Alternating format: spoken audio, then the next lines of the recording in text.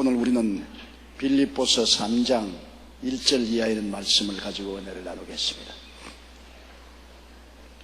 우리 다 같이 1절 읽겠습니다. 정말로 나의 형제들아, 주 안에서 기뻐하라. 너희에게 같은 말을 쓰는 것이 내게는 수고로움이 없고 너희에게는 안전하니라. 이 정말로라는 것은 빌립보 교인들에게 쭉 편지를 써봤는데 이제 마지막 장을 쓰겠다는 것입니다. 정말로 나의 형제들아, 주 안에서 기뻐하라. 왜 바울 선생이 기뻐하라고 했냐면, 기쁨은 생기요 활기의 근원이 되기 때문인 것입니다. 기쁨은 우리 영혼의 비타민입니다. 뭐라고 말해도 기쁨을 잃어버리면 모든 것 다 잃어버립니다. 인간이 부정적이게 되고 파괴적이 되고 비관적이 되는 것은 기쁨을 잃어버리기 때문인 것입니다. 아무리 돈이 많아도 기쁨이 없으면 그 돈이 흙더미처럼 보입니다. 아무리 좋은 집에 살아도 기쁨이 없으면 판잣집보다 못합니다. 우리의 삶이 기쁨이 없으면 젊어서 벌써 마음은 늙어져 버리고 살 소망을 잃어버리고 인생을 포기하는 사람들도 있는 것입니다. 기쁨만큼 우리에게 큰 활력소가 없습니다. 그래서 사람들은 스트레스에 걸려서 사는 이 세상 속에 어디에서 기쁨을 얻어볼까 싶어서 발버둥칩니다. 여행도 하고 친구들끼리 모여보기도 하고 개도 하고 혹은 해외여행도 하고 운동도 해보고 술도 마시고 혹은 심지어는 마약까지 취하는 것은 전국적으로 기쁨을 얻으려고 하는 것입니다. 그러나 이 세상의 기쁨은 반딧불처럼 반짝하고 마는 것입니다. 육신을 자극하는 기쁨이 없는 것은 아니에요. 술도 마시면 술꾼들에게는 잠시 동안은 마음의 근심을 들어주고 기쁨을 줍니다. 마약 중독자들도 마약을 먹으면 혹은 주사를 맞으면 부르무에 뜬 것 같다고 그래요.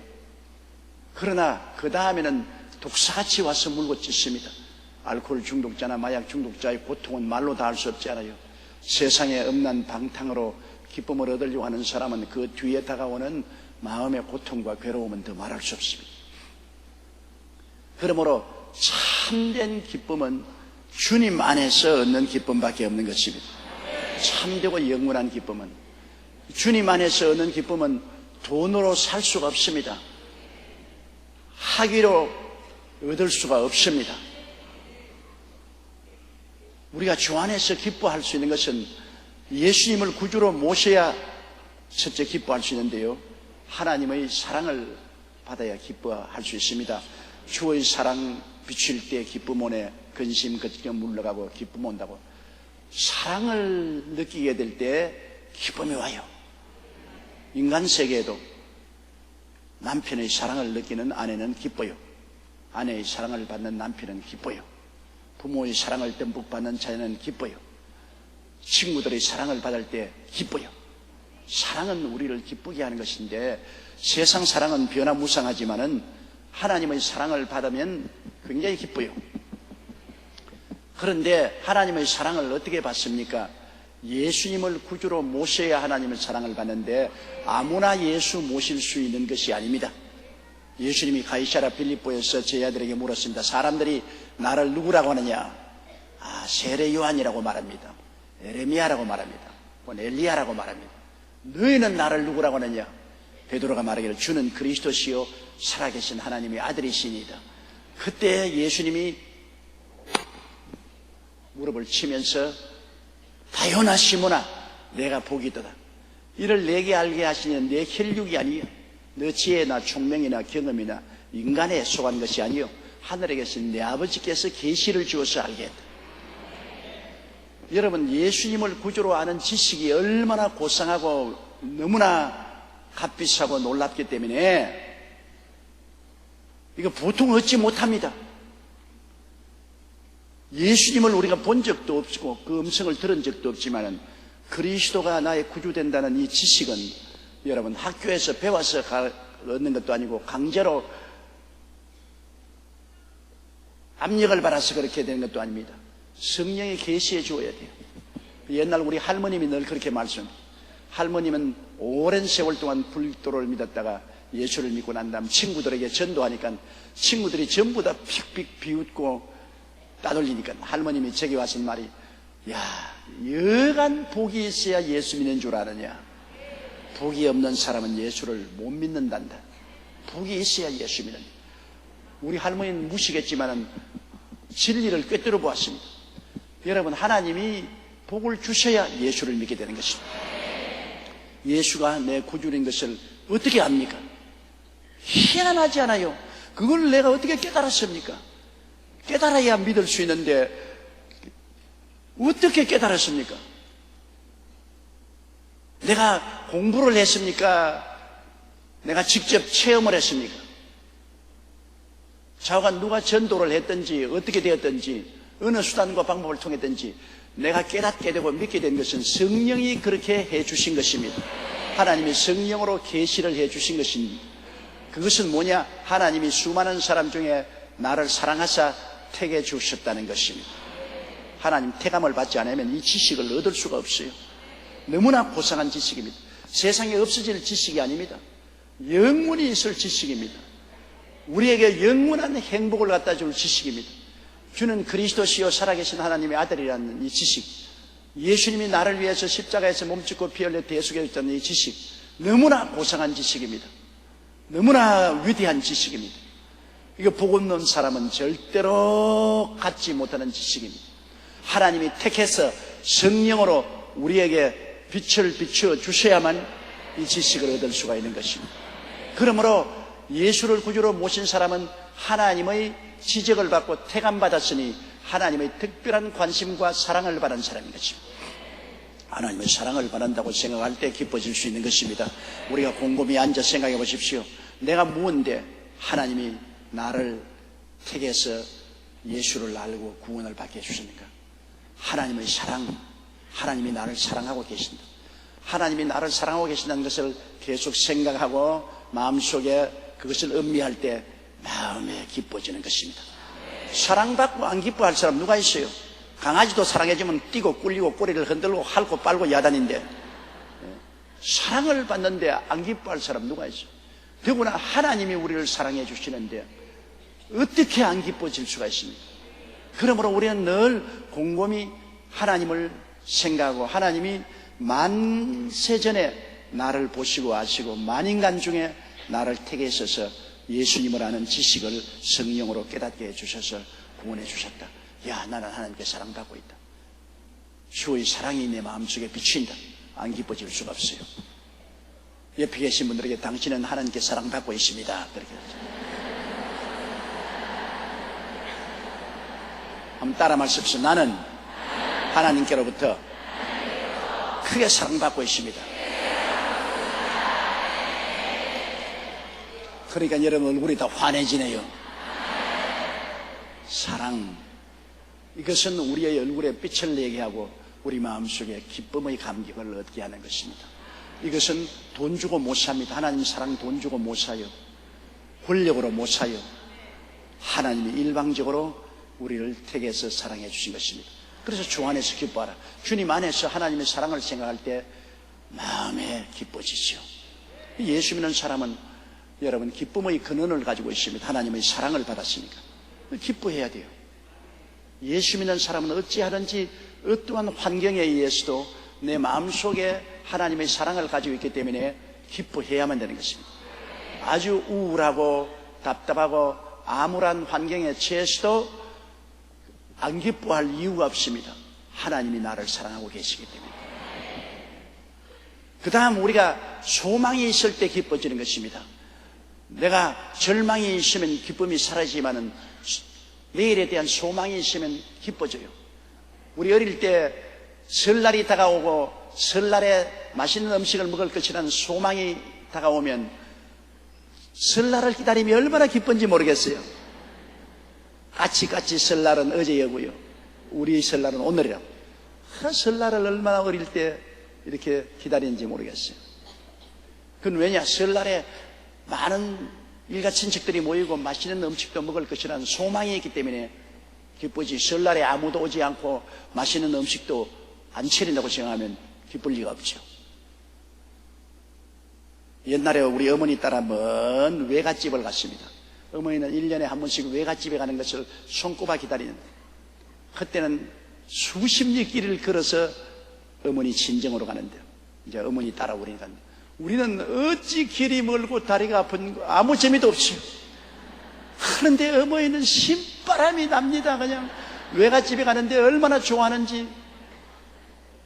그래 내가 지금도 기억나는데, 어머니 옛날 친구하고 만나가지고서 야, 이 문동아 오래간만이다 그러면서 서로 이야기하더니 어머니하고 손깍지를 끼고서 막 다투어가지고 밀고 땡기고 하더라고. 그래 내가 으아 하고 울었다고. 그 친구가 어머니 때리는 줄 알고. 그러니까 그 어머니 친구가 너가 뭐 안 때린다, 내가 안 때린다, 좋아가지고서 서로 밀쳐보는 거다. 그만큼 어머니가 친정에 가는 것을 기뻐하더라고. 그 친정에 가니까 옛날 소녀 시절의 친구들도 만나고 일가 친척 만나고, 그러니까 그렇게 기뻐하는데 우리는 아무도 재미없더라고. 그런데 친정에 어머니가 방문을 마치고 돌아오는 길은 우리가 얼마나 신바람이 나는지 모르겠어요. 어머니는 아이고 다리야, 아이고 다리야. 근데 우리는 뭐 다리가 팽이 돌듯이 돌아요. 집에 오니까 신바람이 나가지고 너무나 좋더라고. 소망이라는 것이 우리 마음속에 큰 기쁨을 가지고. 그런데 우리 예수 믿는 사람 소망을 어디서 얻습니까? 예수님의 십자가를 바라보면 다 소망을 얻게 되는 것입니다. 죄인은 십자가의 보혈로 용서와 의로움과 영광을 얻을 소망이 있고, 마음이 가라앉은 사람은 성령 충만 받을 소망이 있고, 병든 사람은 십자가를 통하여 치료를 받고 건강을 얻을 소망이 있고, 가난한 사람은 아브라함의 축복과 형통을 받을 소망을 얻게 되고, 죽는 사람은 부활과 영생과 천국의 소망을 얻게 되는 것입니다. 세상 사람이 받을 수 있는 소망이 아닙니다. 예수님의 십자가를 바라볼 때 도저히 세상은 안 보이는 감추인 소망인 것입니다. 세상 사람 눈에는 감추었어요. 안 보여요. 그러나 우리 예수 믿는 사람의 눈에는 보이는 감추인 소망. 이 소망이 있기 때문에 우리 기쁩니다. 죄가 용서받는 기쁨이 얼마나 큽니까? 그리고 성령 받는 기쁨, 병 낫는 기쁨, 축복받는 기쁨, 천당 가는 기쁨, 이것을 다 우리가 예수를 믿음으로 값없이 선물로 받게 되는 큰 소망이 있죠. 소망 가운데 기뻐하고 즐거워하는 것입니다. 다른 소망 없어도 우리는 예수 십자가 앞에 엎드리면 소망이 그곳에서 넘쳐나요. 눈에는 아무 증거 안 보이고 귀에는 아무 소리 안 들리고 손 잡히는 건 없어도 그리스도 안에서 있는 소망입니다. 주 안에서 기뻐합니다. 주님 안에서 이 소망이 넘치니 기뻐하죠. 또 우리가 기뻐할 수 있는 것은 우리가 축복받고 성공할 때 기쁨이 오죠. 학교 입학하면 기쁨이 오지 않습니까? 우리가 계급이 올라가면 기쁨이 오죠. 사업이 잘 되면 기쁨이 오죠. 성공하고 축복받을 때 우리가 소망 가운데 즐거워할 뿐 아니라 요한 3세절에 사랑하는 자여 내 영혼이 잘됨같이 내가 범사에 잘되며 강건하기를 간구하노라는 이 말씀은 주님 앞에 나와서 전인 구원을 얻을 약속인 것입니다. 예수님 안에 나와서 이런 축복이 어디 있습니까? 영혼이 잘되고 범사가 잘되고 건강해진다. 생명을 얻고 넘치게 된다. 이 큰 축복과 성공입니다. 인생을 살아가는데 세상에서 얻는 축복과 성공이 아니라 주님 안에서 전인 구원의 축복과 성공입니다. 영혼이 잘되고 범사에 잘되며 강건한 주님을 찾으면 이런 일이 있다. 내 영혼아 야훼를 송축하라. 내 속에 있는 것들아 다 그 성호를 송축하라. 내 영혼아 야훼를 송축하며 그 모든 언택을 잊지 말지어다. 제가 내 모든 죄를 사하시며 내 모든 병을 고치시며 내 생명을 파멸해서 구속하시고 인자와 긍휼로 관을 씌우시며 좋은 것으로 내 소원을 만족해 하사 내 청춘으로 독수리같이 새롭게 하는도다. 얼마나 좋은 소식입니까? 이것은 기쁜 소식, 성공, 축복의 소식입니다. 그러니 우리가 축복과 성공을 주 안에서 얻을 수 있으니 우리가 기뻐할 수 있죠. 거기에다가 우리가 또 새로운 신분을 인정을 받았으니 기쁘죠. 사람이 인정받는 것 기쁘다고요. 우리가 잘했을 때 표창장 하나 받았다고 종이 쪽집니다. 종이 쪽지인데도 불구하고 그걸 받으면 기쁜 것이 내가 인정받았다는 것입니다. 인정받았다. 그런데 성경에는 베드로전서 2장 9절에 우리는 택하신 족속이요 왕같은 제사장이요 거룩한 나라요 그의 소유된 백성이라. 얼마나 큰 인정을 받았습니까? 택한 왕같은 제사장으로 인정받고 거룩한 하나님의 나라가 되었다는 인정을 받고 소유된 백성의 인정을 받았습니다. 우리가 행복하지 않을 수 없습니다. 그래서 우리가 주님 안에서 기뻐할 수 있는 이런 조건이 많이 있습니다. 우리가 기뻐하려면 이러한 조건들을 생각해야 되는 것입니다. 잊지 마라. 그 언택을 잊지 마라. 우리가 하나님의 언택을 잊어버리면 기쁨도 사라지는 것입니다. 이 세상에 사는 모든 환경을 바라보고 염려, 근심, 불안, 초조, 절망, 고통, 괴로움, 가난, 슬픔 이런 것을 자꾸 보고 생각하고 말하면 기쁨은 사라지죠. 그러나 우리는 매일같이 주님 안에서 얻는 기쁨을 기억해야 되는 것입니다. 나는 하나님께 사랑받고 있다. 하나님이 나를 택해서 나를 구원해 주었다. 나는 하나님께 사랑받고 있다. 하루에 적어도 10번만 외워보십시오. 마음의 기쁨이 오지. 하나님께 사랑받고 있는 나를 생각하고 십자가를 통하여 나는 소망찬 사람이다. 캄캄해도 여기에 소망의 빛이 있다. 오중복음의 소망이 있다. 나는 전인 구원을 받는 복을 받았다. 성공한 인생을 살 수 있다. 하나님께 인정받고 있다. 이런 것을 생각하십시오. 나의 형제들아, 주 안에서 기뻐하라. 주 밖에서 기뻐하는 것이 아닙니다. 예수님 안에서 기뻐하라. 주님의 이와 같은 약속을 생각하고 마음이 긍정적이 되어야 되는 것입니다. 적극적이 되어야 되고 낙관적이 되어야 되고 즐거워야 됩니다. 즐거운 남편은 아름다운 가정을 만듭니다. 즐거운 아내, 가정의 행복이 충만한 가정을 만듭니다. 신문에 보니까 우리 대통령의 얼굴에 웃음만 한번 띄워도 경제가 살아난대요. 대통령 얼굴에 웃음만 한번 띄워도 경제가 살아난다. 그만큼 여러분 지도자는 기쁨이 사람들에게 전염되는 것입니다. 남편이 기쁘면 아내와 자식들이 다 기뻐요. 아내가 기뻐하면 남편과 자식들 다 기뻐해요. 목사가 기뻐하면 교인들이 다 기뻐해요. 사회 지도자가 기뻐하면 그 성원이 다 기뻐해요. 지역장, 구역장이 기뻐하면 지역 구역원들이 다 기뻐해요. 기쁨은 전염성이 굉장히 강합니다. 기쁨은 나누면 나눌수록 커지고 염려, 근심은 나누면 나눌수록 작아지는 것입니다. 그러므로 우리는 내 혼자 사는 인생이 아니잖아요. 우리는 다 함께 삽니다. 혼자는 절대 못 살아요. 우리는 together 함께 살기 때문에 내가 기뻐함으로 다른 사람에게 큰 기쁨의 전염을 일으켜주는 것입니다. 전염병이라는 것은 나쁘지만은 좋은 의미로 말하면 기쁨의 전염은 아주 좋은 것입니다. 이 전염성이 있어요. 슬픔도 전염성이 있지만 기쁨은 더 큰 전염성이 있습니다. 내가 우울하고 슬퍼하면 그것도 전염돼요. 다른 사람에게. 그러나 내가 기뻐하면 더 강하게 전염성이 있어서 기쁨으로 큰 행복을 가져올 수 있는 것입니다. 예수 안 믿는 세계에서 가지는 기쁨은 여러분 나눌 수가 없지만은 우리 예수 안에서는 다 나눌 수가 있습니다. 기뻐하십시오. 성경에는 주님께서 내가 내게 기쁨을 준다고 말씀하십니다. 내가 주는 기쁨은 세상이 주는 기쁨과 다르다고 하셨습니다. 우리 주님께서 십자가에 못 박여서 돌아가실 때 우리에게 아무것도 남겨놓지 않았지만 주님이 기쁨을 남겨놓겠다고 말씀하신 것입니다. 주 안에서 우리는 기뻐해야 되는 것입니다. 이건 명령입니다. 정말로 나의 형제들아 주 안에서 기뻐하라. 그 다음 너희에게 같은 말을 쓰는 것이 내게는 수고로움이 없고 너희에게는 안전하라. 너희에게 같은 말을 쓴 바울 선생은 전에도 기뻐하라고 했습니다. 빌립보서 2장에 보면은 2장 18절에 이와 같이 너희도 기뻐하고 나와 함께 기뻐하라. 기뻐하라는 말을 많이 썼습니다. 그래서 바울이 말하기를 내가 너희에게 자꾸 기뻐하라고 같은 말을 쓰는 것이 나는 수고롭지 않다. 한 말 또 하고 한 말 또 해도 내게는 수고롭지 않다. 그리고 너희에게는 안전해진다. 자꾸 같은 말 들어서 그것을 기억하고 그 안에서 기뻐하면 너희 신앙이 더 활성화되고 안전해진다. 좋은 말은 자꾸 하는 것 수고롭지 않습니다. 좋은 말 하는데 왜 수고로워요? 바울 선생은 만나기만 하면 기뻐하라. 주 안에서 기뻐하라. 그렇게 하는 것이 내게는 수고롭지도 않고 너희들은 그런 말을 들으면 들을수록 더 안전해진다. 좋은 말은 많이 들으면 들을수록 좋아요.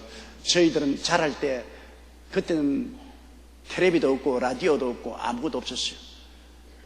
밥을 먹고 밥상을 치우면 아버님이 우리 형제들을 다 모아놓고 난 다음 아버님 교훈이 시작됩니다. 우리 아버님 교훈 잘하기로 유명해요. 우리 아버님은 저보다 말씀을 더 잘합니다. 그리고 한학을 공부하셔서 옛날에 공자왈 맹자왈을 잘하시거든요. 턱 앉아가 우리 애들 보고 공자왈 맹자왈하고 이야기 시작하면 100번도 들은 이야기를 또 합니다. 막 우리 앉아서 막 몸부림을 치고 아버님은 한 말 또 하시고 한 말 또 하시고 한 말 또 하시고 잊어버려서 그런 것이 아니라 미천이 그것밖에 없어서 그런 것 같아요. 그러나 그렇게 아버님은 자꾸 우리들에게 옛날에 교훈을 말씀하셨는데 우리는 듣기 싫었으나 세월이 지나고 오늘날 가만히 돌아보면 그 아버지 하신 말씀이 우리에게 굉장한 도움이 되고 있습니다. 제가 설교할 때 아버님께 들은 교훈의 말씀을 많이 합니다. 나는 그때 듣기 싫었으나 그것이 내 마음속에 녹아 들어가서 오늘날 하나님 말씀을 전가할 때도 그때 교훈을 많이 살릴 수 있는 것입니다. 그러므로 여러분 좋은 말은 자꾸 하세요. 애들에게도 아이고 엄마 한 말 또 하고 또 하네. 한 말 또 하고 또 해도 좋은 말은 좋습니다. 많이 하나님 말씀을 하는 것 좋습니다. 바울 선생은 자꾸 만나기만 하면 기뻐하라. 내가 다시 말하느니 기뻐하라. 내가 이 말하는 것은 난 수고롭지 않다. 너희에게 듣기 싫다고 생각하지 마라. 왜냐하면 많이 들어놓으면 너희에게 안전하게 된다. 너희가 늘 바울 선생이 기뻐하라 그러더라. 어디서 기뻐하냐? 하나님이 사랑하시니 기뻐하고 십자가에서 소망을 얻으니 기뻐하고 주 안에서 성공과 축복을 받았으니 기뻐하고 이런 것을 생각하게 만들어주는 것입니다. 여러분 큰 슬픔이 다가왔을 때도 하나님 앞에 꿇어 앉아서 지금까지 살아오면서 하나님이 내게 주신 은혜를 헤아려 보십시오. 나쁜 일 생각하지 말고 하나님이 은혜를 주신 것 하나 둘 꼽아가면서 생각해 보면은 정말로 하나님의 축복이 얼마나 큰 것을 알게 되고 슬픔을 극복할 수 있는 것입니다. 주가 베푸신 은혜를 생각해 보는 것 참 좋습니다. 우리는 생각을 통해서 마귀의 역사, 흑암, 슬픔을 물리칠 수 있고 우리는 하나님의 은혜를 생각함으로써 기쁨을 가질 수가 있는 것입니다. 2절요. 개들을 삼가하고 행악하는 자들을 삼가하고 손할례당을 삼가하라. 개들을 삼가하라. 근데 나는 개가 참 성경에 개를 언제나 나쁜 비유로 사용하고 또 사람들을 또 개를 보면 이 개 같은 놈, 개보다도 못한 놈 이렇게 하는데 억울하다고요. 개만큼 여러분 모든 동물들 중에 사람하고 친한 친구는 없다고요. 개가 사람과 언제 붙이된지 모르겠지만은 개는 사람을 그렇게 좋아합니다. 여러분 집에 개 키우면 한번 들어가 보세요. 여러분 남편이 그렇게 기뻐하며 아내가 그렇게 기뻐하며 자식이 그렇게 기뻐합니까? 대문을 막 핥히고서 오면 뛰고 기대로 뛰고 그냥 홀고 빨고 야단 아닙니까? 개는 얼마나 자기를 사랑해준 사람을 아는지 몰라요. 사랑해준 사람을 굉장히 사랑하고 귀를 쭉 삐대서 기다렸다가 현관에 오는 발걸음만 들어도 개는 벌써 현관으로 뛰어나와서 기다리는 것입니다. 그 개가 참 사람하고 친해요. 그리고 개는 정말 충성스러운 것입니다. 사람은 자기에게 이익이 있을 때 따라가고 손해가 되면 배반하지만 개는 도둑놈도 주인으로 섬기는 것입니다. 개는 도둑놈도 한번 주인으로 섬기면 끝까지 섬겨요. 개는 좋은 사람만 섬기는 게 아닙니다. 한번 주인으로 삼으면 끝까지 주인으로 섬기는 것이 개입니다. 개의 그 충성심은 형언할 수 없어요. 나는 그 텔레비에 보니까 주인이 죽으니까 개가 주인 죽은 그 침대 밑에 엎드려서 안 나와요. 아무리 끌어당겨도 안 나오고 밥도 안 먹고 눈물을 줄줄 흘리면서 끝까지 주인 죽은 그 침대 밑에 안 나오는 거 보았습니다. 나중에는 수의사들이 와서 강제로 끌고 나가는 거 보았는데 그만큼 충성스럽습니다. 걔는 그렇게 친밀하고 다정하고 충성스럽죠. 그러고 난 다음에는 나중에는 또 자기 일신을 바쳐서 보신탕이 되어주지 않습니까?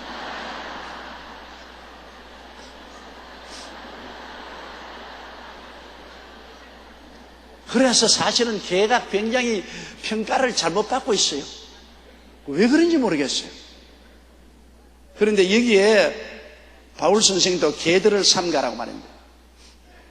개로서 비유된 것이 뭐냐, 옛날에 유대인들은 이방인들을 개로 취급했습니다. 하나님의 선택을 받지 못하고 하나님께 버림받은 자를 개로 취급했습니다.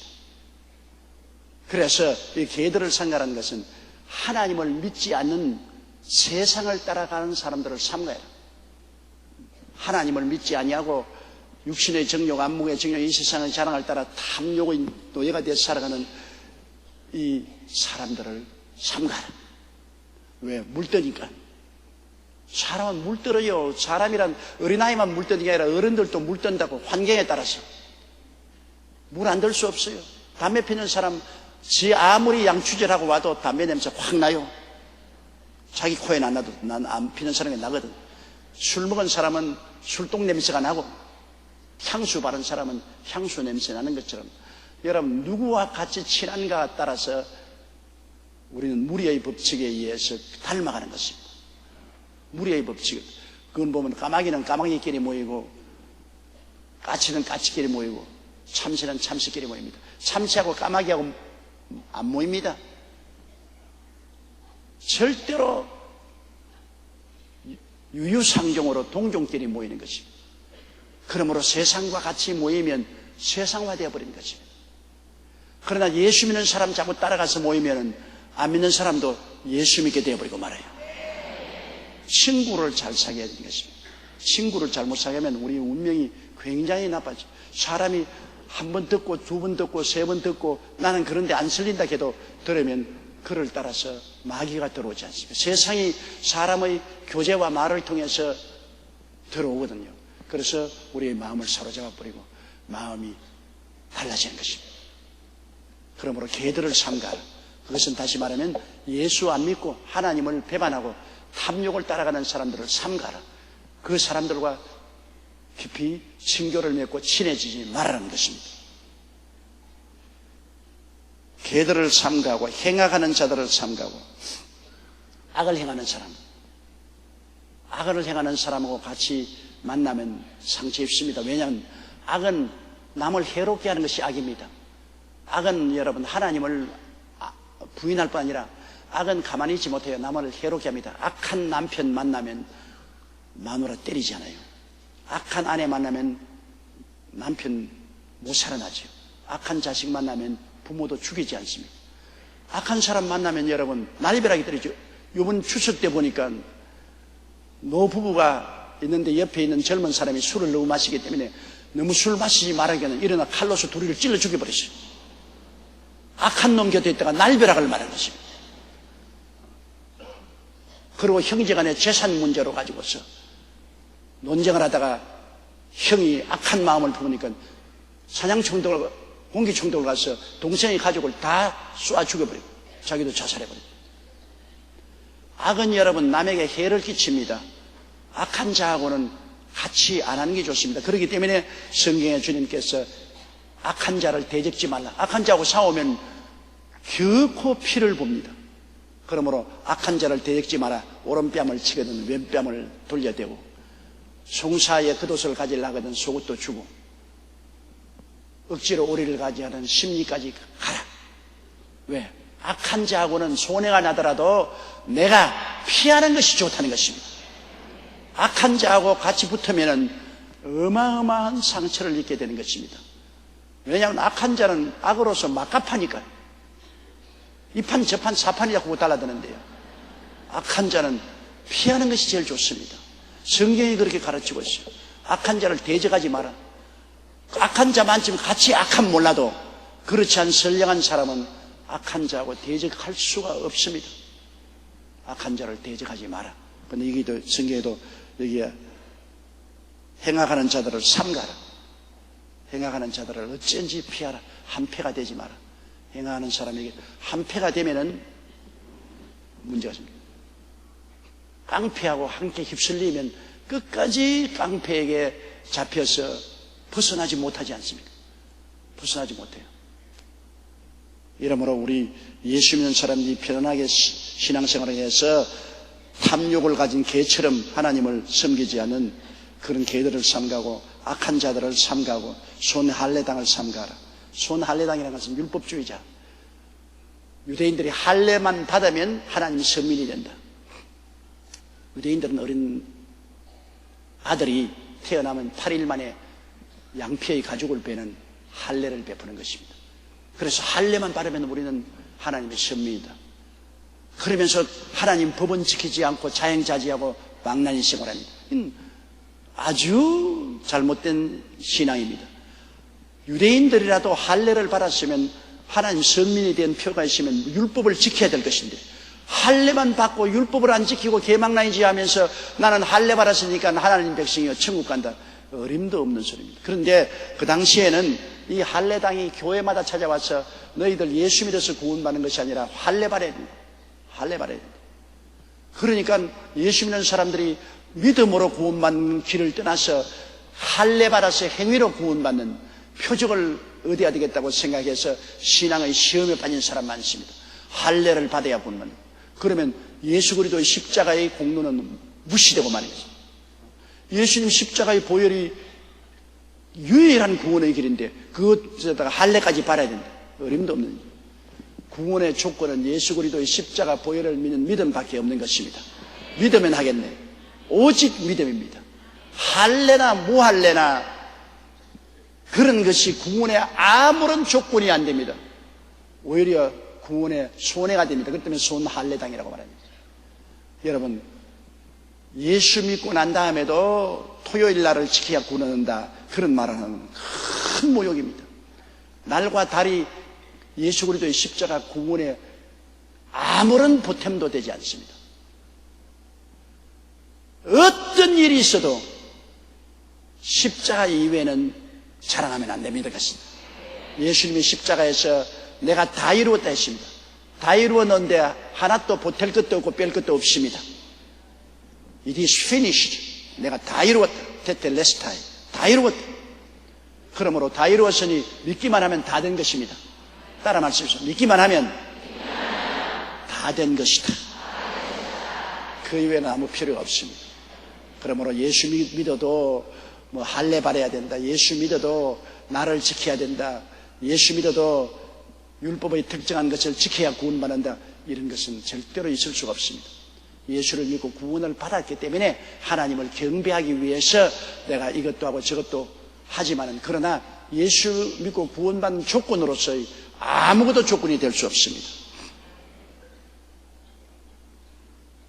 그 다음 4절요. 그러나 나도 육체를 신뢰할 만하니 만일 누구든지 다른 이가 육체를 신뢰할 것이 있는 줄로 생각하면 나는 더욱 그러하다. 바울이 화가 났어요. 그 할례당이 빌립보 교회에 와가지고서 바울 그 아무것도 아니야. 그 이단이야. 그 바울 인정받지 못한 사람이야. 우리는 예루살렘에서 인정받은 사람이야. 우리는 유대인이고 할례 받았고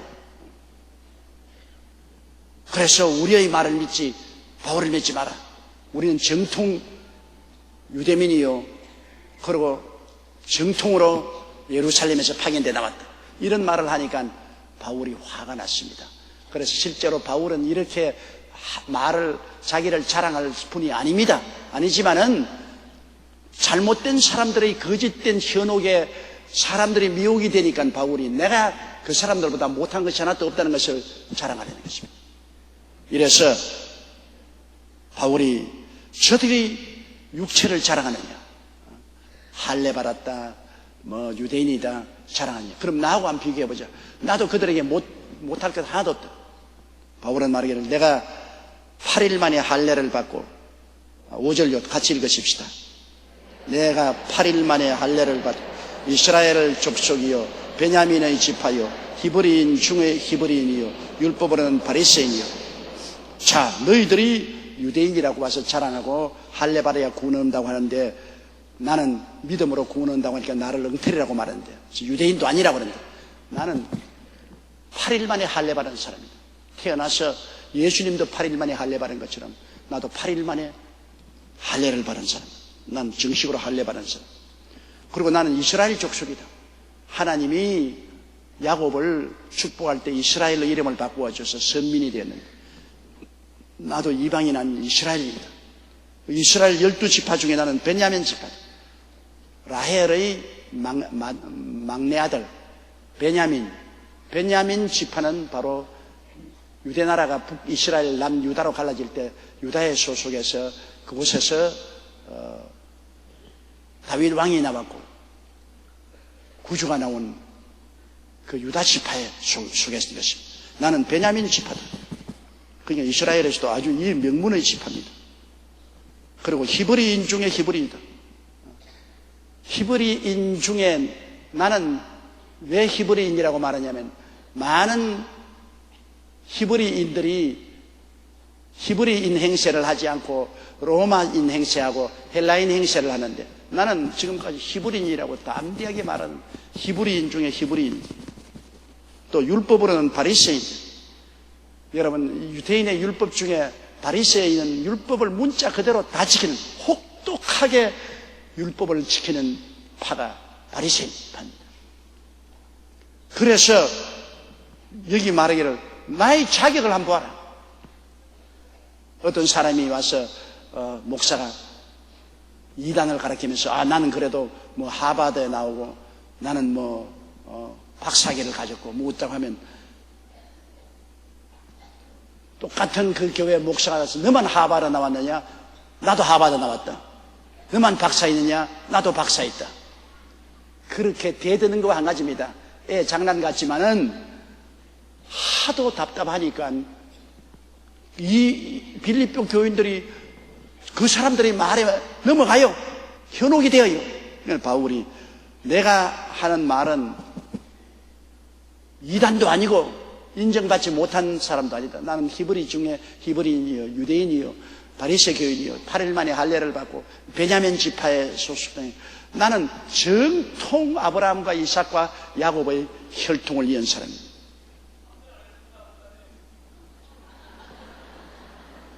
그 다음 6절요. 열심으로는 교회를 핍박하고 율법의 의로는 흠이 없는 자라. 그리고 내가 예수 믿기 전에는 얼마나 열심 있는 유대교 신자였던지 교회를 핍박했다. 스데반을 죽일 때 총지휘를 했고 시리아에 있는 교인들을 잡으려고 다메섹까지 간 열렬히 교회를 핍박하고 교인들을 잡아서 감옥에 가두고 스데반 집사를 죽이는데 사령관 책임자 노릇까지 했습니다. 그래서 열심으로는 교회를 핍박하고 율법의 의로는 흠이 없는 자. 율법에 가지고서 나에게 흠 잡아봐라. 나는 율법에서 1.1핵도 흠이 없다. 대단한 사람이지요. 율법으로 흠이 없다고 말할 정도로 철저하게 율법을 지킨 바울 선생이었습니다. 그러므로 바울 선생은 종교적으로나 유대인의 종교적으로나 혈통으로나 행위로나 흠잡을 수 없는 그런 사람. 누가 흠잡아 보라는 것입니다. 그런데 7절 보십시다. 그러나 무엇이든지 내게 유익하던 것을 내가 그리스도를 위하여 다 해로 여길 뿐이다. 옛날에 예수 믿기 전에는 내가 히브리인이고 내가 베냐민 지파에 있고 내가 바리새인이고 율법으로 흠점이 없는 것은 내게 전부 훈장이고 메달이고 굉장히 잘난 거로 알았는데 예수 믿고 난 다음 보니까 이거 다 쓸데없는 것이다. 히브리인이 됐다고 해서 구원받는 것도 아니고 베냐민 지파에 있다고 해서 구원받는 것도 아니고 할례 받았다고 해서 구원받는 것도 아니고 율법을 빈틈없이 지켰다는 그 자격으로 구원받는 것도 아니다. 이거 전부 다 예수 믿는 사람 신앙에 대해서 이것을 주장하면 오히려 신앙에 방해가 되는 거죠. 그러니까 바울 선생이 예수 믿는 그게 얼마나 귀하다는 것을 이렇게 주장하는 것입니다. 그리스도하고 비교를 할 수가 없다. 예수님 안에서는 그 주신 하나님의 은혜가 너무나 크기 때문에 예수 믿는 그 축복에 유대인도 비교할 수 없고 할례도 비교할 수 없고 율법도 비교할 수 없고 순수 혈통도 비교할 수 없고 이게 전부 다 해로운 것이다.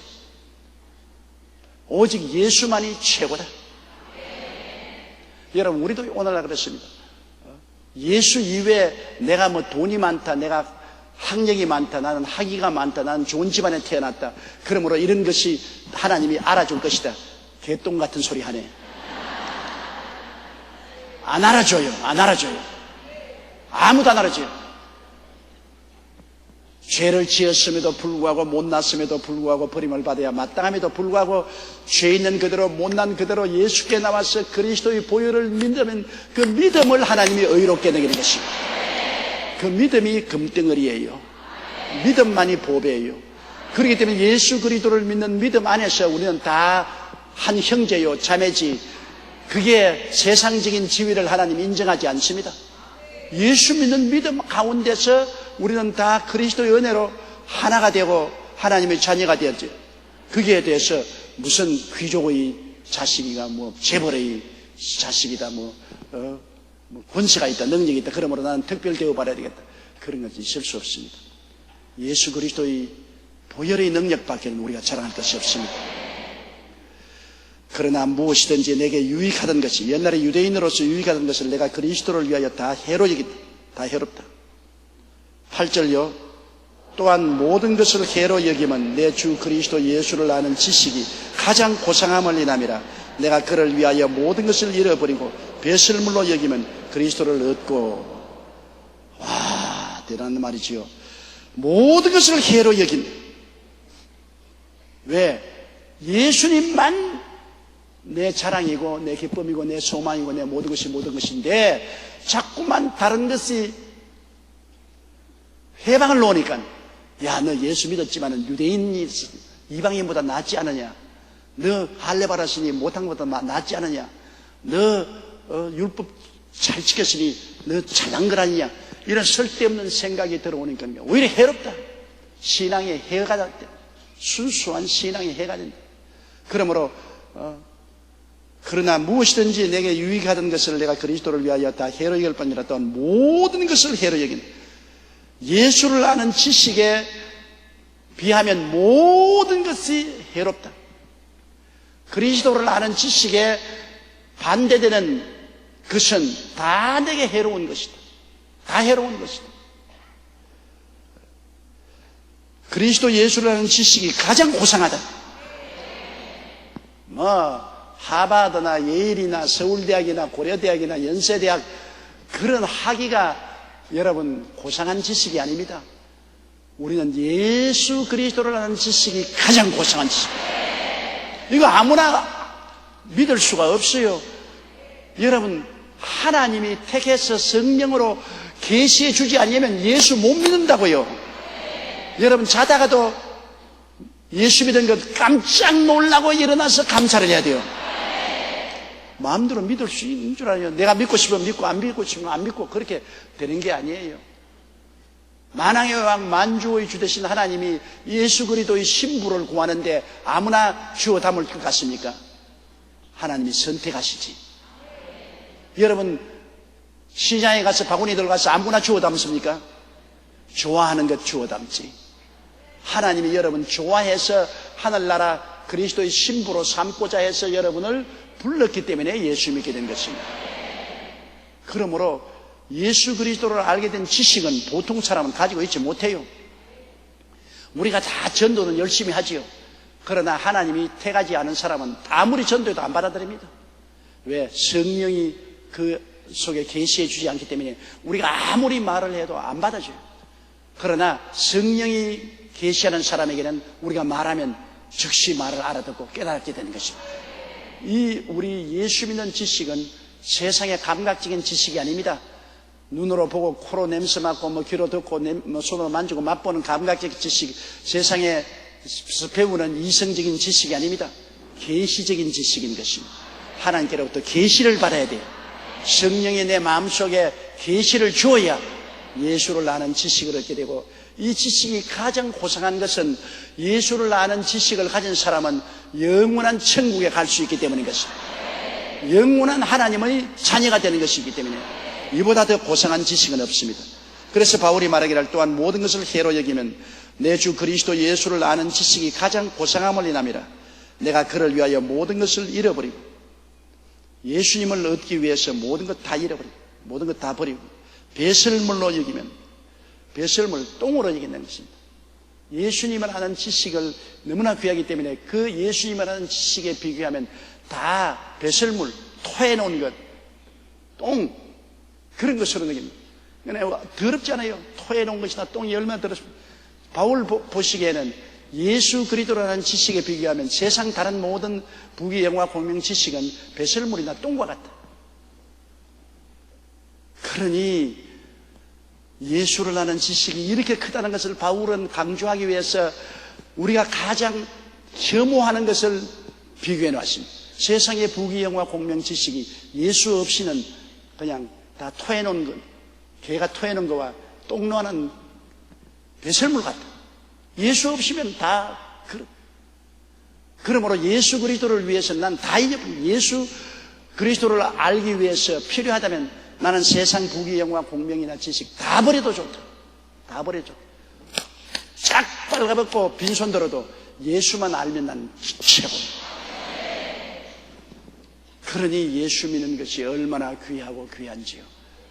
주 예수보다도 귀한 분은 없네. 이 세상 부귀와 바꿀 수 없네. 얼마나 귀하고 아름다워. 이 예수 그리스도의 보배를 우리가 마음속에 받았으니 천사들이 부러워하고 하나님이 감탄합니다. 너 참 팔자 좋구나. 너 운명 좋구나.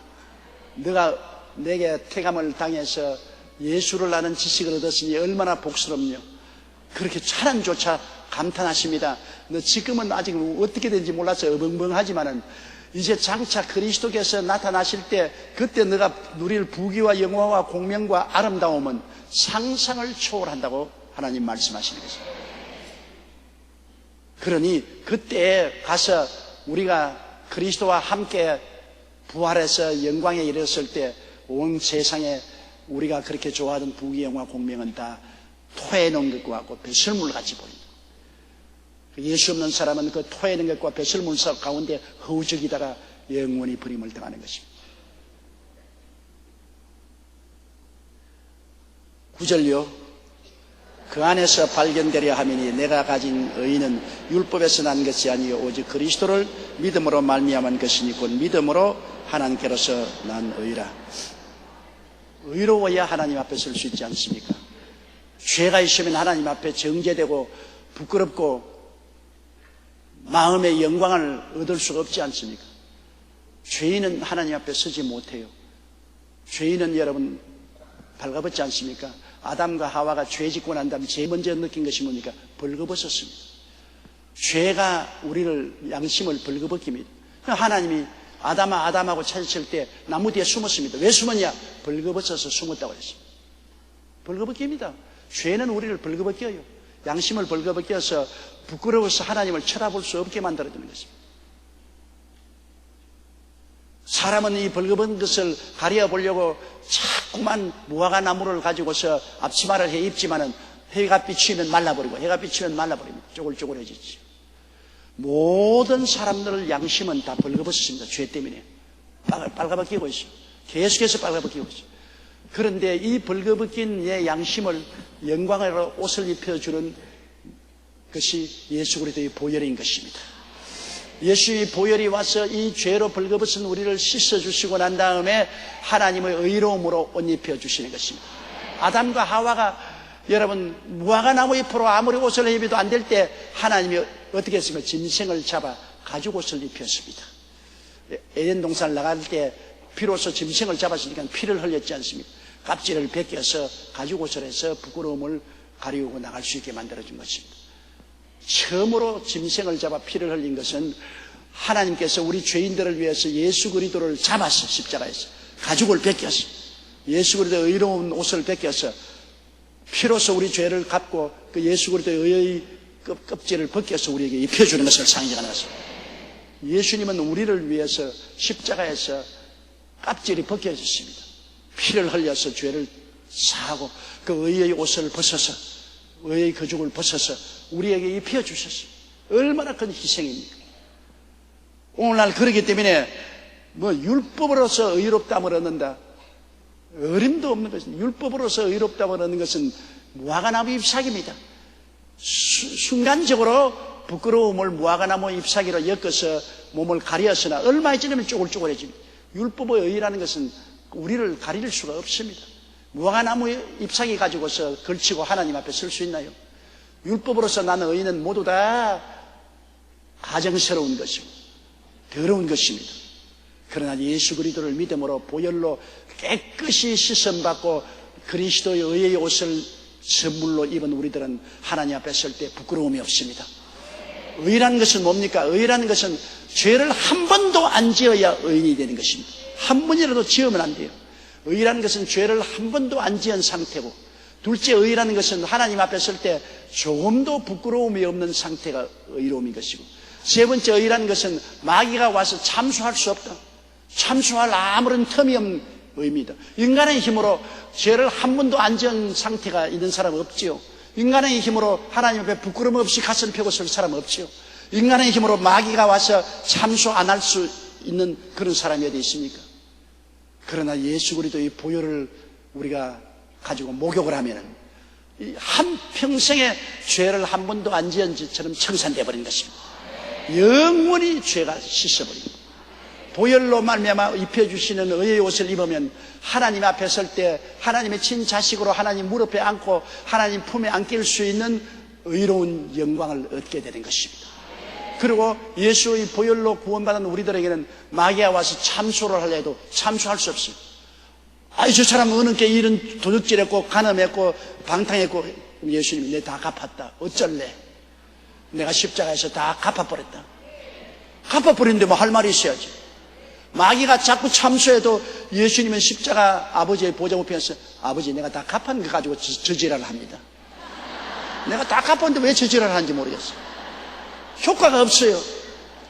빚쟁이가 와서 빚 갚아라 고함을 치는데 아버지가 와서 이미 다 갚아버리고 청산된 서류 가지고 있는데, 아버지 저거 자꾸 와서 저거 빚 갚아라 그러니까 아버지가 왜 저지랄을 하는지 모르겠다. 내가 이미 다 빚 다 갚은 서류 다 가지고 있는데. 빚 내라고 해봤자 소용이 없어요. 자기 입만 아프지. 마귀가 오늘날 생지랄을 해도 아무 소용이 없어요. 나의 죄를 씻기는 예수의 피밖에 없네. 다시 정케하기도 예수의 피밖에 없네. 예수의 피가 우리를 씻었기 때문에 마귀에게 절대로 참수당하지 않습니다. 예수님의 보혈이 우리를 튼튼히 지켜주시는 것입니다. 그래서 율법의 행위로 말미암아 의로움을 받으려는 무화과나무를 엮어서 치매는 것이 아니라 가죽 옷을 해 입히는 것처럼 예수 그리스도의 보혈로 씻고 예수 그리스도의 의로운 이복으로 입혔으니 우리는 정죄함을 받지 아니하며 하나님 앞에 담대히 서고 영구의 아버지와 함께 하늘나라에 가서 살 수가 있는 것입니다. 예수의 보혈, 예수 그리스도의 은혜가 얼마나 큰지요. 어떤 종교도 흉내를 낼 수 없습니다. 모든 종교는 인간에게 행위를 요구합니다. 인간에게 율법적인 행위를 요구하고 의식을 통해서 구원을 받으라 했는데, 어떠한 여러분 율법적인 행위도 의식도 우리를 의롭게 만들지 못합니다. 우리는 모든 사람이 태어날 때부터 죄인으로 태어나고 사람 일생이 다 죄 가운데 살았기 때문에 우리는 하나님 앞에서 서로 의롭게 쓰지 못합니다. 오직 우리 주 예수 그리스도의 보배로운 피로, 오직 보혈로, 오직 보혈로, 오직 보혈로 믿음으로 용서와 의와 영광을 받게 되어서 천국행의 열차를 타게 되는 것입니다. 그렇기 때문에 바울 선생이 예수 믿고 용서와 의를 얻는 이 지식이 너무나 크기 때문에 세상 모든 것은 다 분토와 같다, 토설물과 같다, 똥과 같다, 다 난 똥처럼 내버려버린다, 비교도 못한다. 예수님 아는 지식이 너무나 고상하고 너무나 위대하고 너무나 영광스럽기 때문에 아무것도 비교할 수 없다. 이 예수 그리스도의 지식과 은혜 속에 항상 거하시기를 주의 이름으로 축원합니다.